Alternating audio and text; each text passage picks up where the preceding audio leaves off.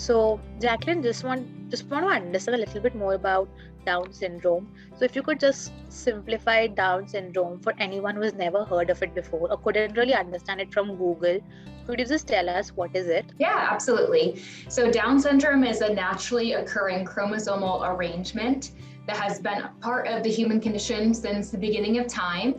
And it's universally present across racial, gender, or socioeconomic lines. And approximately 1 in 800 births have someone with this variation worldwide. So it really is varying degrees. There can be intellectual and physical disability, as well as associated medical issues that may pop up with a person with this diagnosis. Got it. Since you mentioned that it's more of something which is biologically different, so why is it important to celebrate this day particularly? Yeah, so it's really important to celebrate World Down Syndrome Day because it helps us to raise awareness of what Down syndrome is, what it means to have Down syndrome, and how people with Down syndrome play a vital role in our lives and our communities as well. Got it.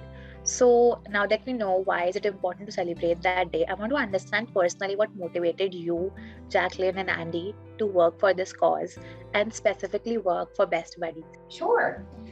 So I think that everybody wants to really be included. Like a person with Down syndrome is just like you and I, right? They want to be included. They want to have community. They want to be heard and valued and seen for their unique self, the ability to contribute towards something they're passionate about and earn a living in that process, and really just be equal and part as a valuable community member. So Best Buddies really helps to do just that. And it's part of the reason why I really wanted to work for the organization is it really helps to enhance people's lives and really create some inclusive spaces. So that is why I wanted to work for Best Buddies. Andy, how about you? So I've been in this nonprofit space for over 20 years now, and I've worked at a multitude of nonprofit organizations. And this was the first time I was introduced to an organization that supported people with intellectual and developmental disabilities. And when I was approached about the state director role, they said, would you be interested in working for Best Buddies? And I said, what is Best Buddies? So I went really quickly and Googled them. And I saw that they supported people with intellectual and developmental disabilities, also known as IDD, including people with Down syndrome. And I was absolutely shocked because I have a sister who has Down syndrome. And I was unaware of this amazing resource. So of course I was intrigued.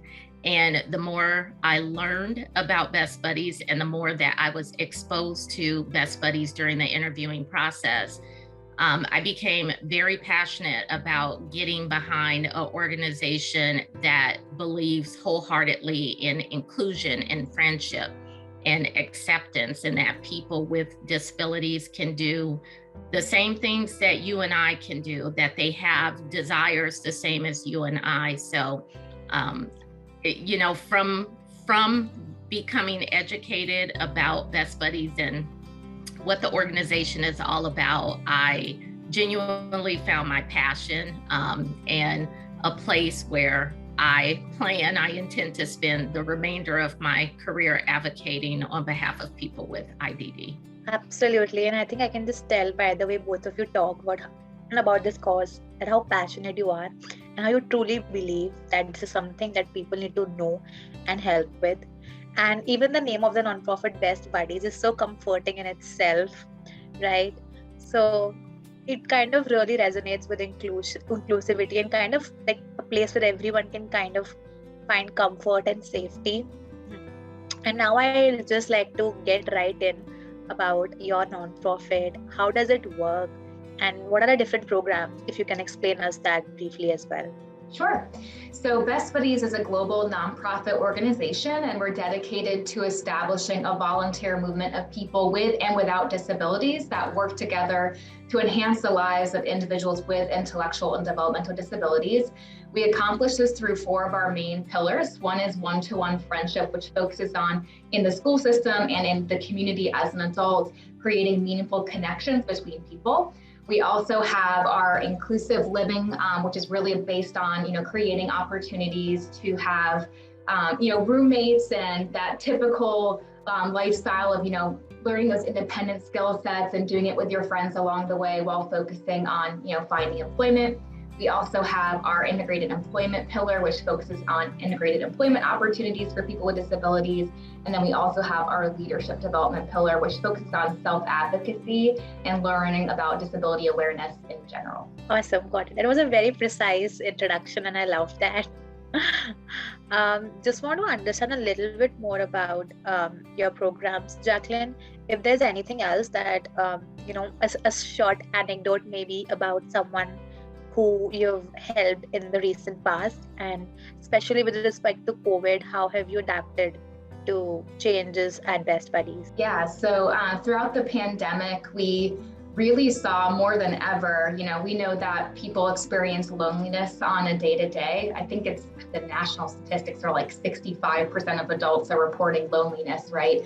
And usually it's because of lack of frequent communications and meaningful connections with other people. And that's what I love so much about the friendship program with Best Buddies, is it really helps to create those. And so when COVID came down the pipeline, we really pivoted really quickly to make sure that we were providing online services for people with and without disabilities. So it was almost daily, if not weekly, we were connecting over Zoom or other types of platforms that we could really have some fun connection points and really still create that community, even though we weren't able to physically, be in the same space as each other. So that was really nice to have that connection point still there and be able to provide that for people. There are so many success stories. I think one that I think of in Tampa is we have a buddy pair named Natasha and Rosie. They've been paired for 14 years now. They started way back in the day, and just the friendship that they've created and the bond that they have. They go to country concerts, or they were doing the drive-through versions of that through COVID, and they went on a birthday cruise this year for Rosie's birthday. And so they really have become like family. And that's the biggest thing about, Best Buddies programming isn't about a mentorship. It's about a genuine friendship and seeing that person with a disability as your peer alongside of you, not someone who is being mentored. And so people really create these genuine friendships that last a lifetime. They're part of each other's wedding parties. They just celebrate the big moments in life and really provide that connection point. So that's one of our friendships that's been really long standing here locally where I am. And it's something that, I aspire to, as I'm part of the Citizens program here in Tampa as well. So I look forward to finding my match and hopefully having a really long friendship with that person as well. Absolutely. And I think just the attitude in itself is such a big shift, where the people who do not have these intellectual disabilities, they're not considered as stronger or powerful or the giver. They're just equal and they're just friends. And that attitude itself is so pure. And I think this is a really good segue to the next question as well, about busting misconceptions and myths.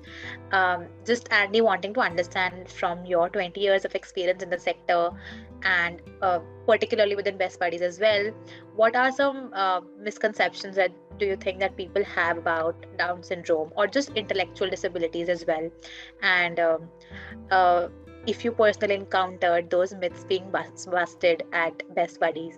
So I honestly think the biggest myth is that people with IDD can't contribute to society, that they have nothing to add, which is not true at all. They have so much to add, and it really is about unlocking that potential. And that's why I love what we do here at Best Buddies. We've seen people through our ambassador leadership program go from nonverbal to verbal. People who, had no one to hang out with at lunchtime, be surrounded by friends in the quad celebrating World Down Syndrome Day. And so what we're doing here at Best Buddies is changing lives, but most importantly, it's shifting mindsets, because supporting people with disabilities is not an act of charity. It is a lifestyle. And that's how people should see it. And people with IDD, they want all the same things as you and I. and they have the potential to do a lot of those things. And it's about the support that we give them through that process, no different than, we would lean on our family unit to provide us with support. Again, that's one of the biggest myths I think that people have throughout the world, is that they can't contribute to society, and they are so extremely wrong. Absolutely. And even in our experience of speaking to nonprofits, they've always told us that a lot of times they encourage their beneficiaries to also help in the routine things. Like a lot of times the beneficiaries would be cooking, or they'd be safeguarding, or they'd be fishing, So even just from that perspective, they're also economically contributing, which is often something that we overlook at. So absolutely very true about this misconception. And now, Andy, just moving on to a little bit of sensitive subject, since you mentioned that you had a loved one who had Down syndrome, and that kind of was an eye-opener for you when you saw Best Buddies is actually working on this space. So any advice you'd like to give to, maybe a young parent who found out that their child would have Down syndrome, or maybe parents who are mature and they have kids who have this? So any advice for them? It will be okay. I think is the best advice. As long as you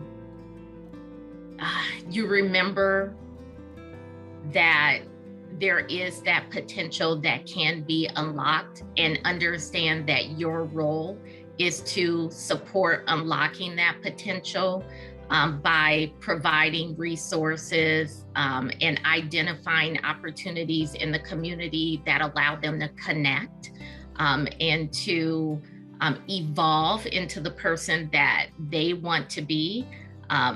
It will be okay.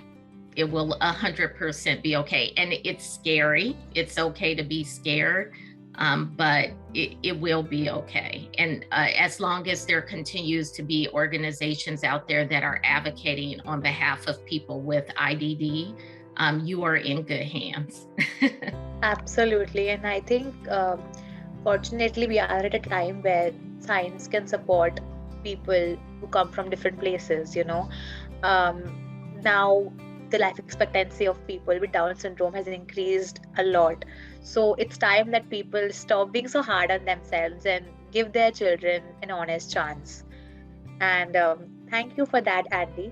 And now just want to understand a little bit more about how can we actually help nonprofits like Best Buddies who are working for this cause. So, stakeholders like corporate employees, individual volunteers, skill-based volunteers.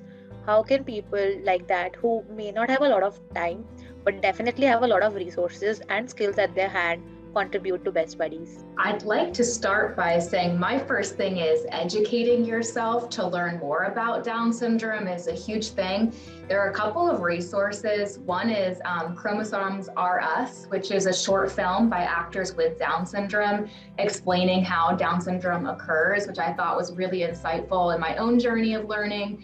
And then also the Down Syndrome Answers Project is also a great resource that shares the 10 most Googled questions about Down syndrome and actually has explanations from people who identify and have Down syndrome as a diagnosis. And so I think that's the first step in anything, right? I think we're all in this space of continuous learning, and really learning the perspective of someone with Down syndrome is a great way to kind of jumpstart yourself into authentically working towards the cause and helping to support this population of people.